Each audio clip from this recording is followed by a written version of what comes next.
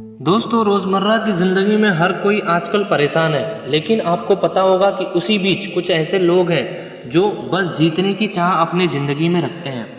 ऐसी ही एक कहानी मैं आपको बताऊंगा।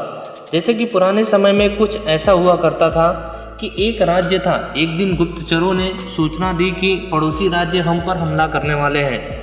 गुप्तचरों ने बताया कि खबर एकदम पक्की है, सिर्फ 3 दिनों के भीतर पड़ोसी राज्य अपनी विशाल सेना के साथ हम पर हमला कर देगा और उनकी सेना इतनी बड़ी है कि उनका सामना करना बहुत ही मुश्किल है। राजा बेहद चिंतित हो गया, परेशान हो गया। राजा ने तुरंत सभा बुलाई और सभी लोगों से सलाह मांगी कि अब हम लोगों को तो मरना तय है।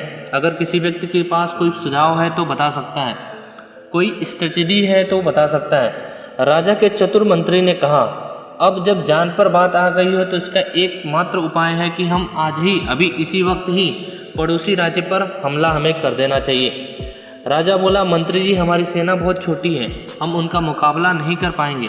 मंत्री ने बोला, पड़ोसी राज्य अभी युद्ध के लिए तैयारी नहीं किया है, अभी उस राज्य पर हमला कर दे तो वो संभल नहीं पाएंगे और हमारे जीतने की कुछ संभावना बनी रहेगी।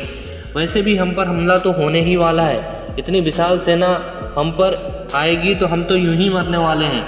वो वैसे भी हमें 3 दिन के बाद मारने वाले हैं, तो क्या कुछ न कुछ करते हुए हम ये कर सकते हैं, उन पर हमला कर सकते हैं। राजा को बात थोड़ी अच्छी लग गई। उसने तुरंत अपनी सेना को तैयार रहने के लिए आदेश दिया और उस राज्य के नागरिक भी सेना के साथ जुड़कर युद्ध में चले गए। पड़ोसी राज्य जो वहाँ था, वहाँ तक पहुँचने से पहले एक पुल पार करना होता था। एक पुल था, तो जैसे ही वो सेना पुल पार करके उस राज्य में घुस जाए तो राजा ने कहा, हम अपने पड़ोसी राज्य में घुस चुके हैं, ये जो पुल है इस पुल को जला दो। और जलाने के बाद सेना को बोल दिया, हमारे पास अब कोई ऑप्शन नहीं है सिवाय लड़ने के। अब हम या तो लड़के जीत लेंगे या फिर वहाँ पर मारे जाएंगे, हमारे पास भागने का कोई ऑप्शन नहीं है। सैनिक अपनी पूरी क्षमता के साथ वहाँ लड़े और पड़ोसी राज्य की इतनी बड़ी सेना है उन्होंने हरा दिया।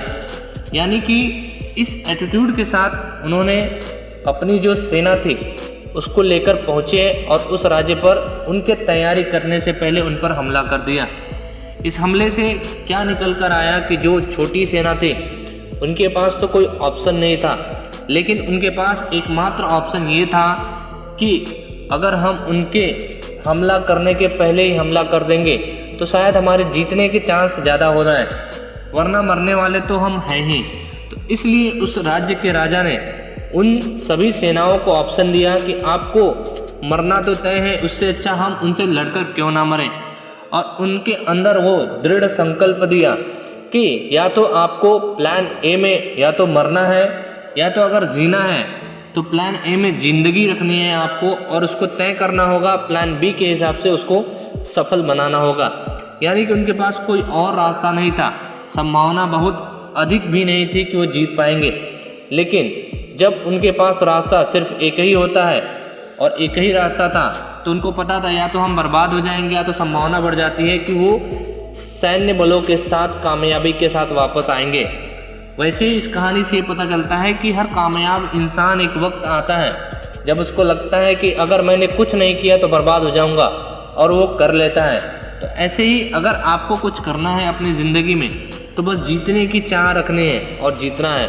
अब तो बस जीतना ही है, इस लक्ष्य के साथ आपको आगे बढ़ना है। ऐसी मोटिवेशनल स्टोरी के लिए चैनल को सब्सक्राइब करें और ज़्यादा से ज़्यादा लोगों में शेयर करें।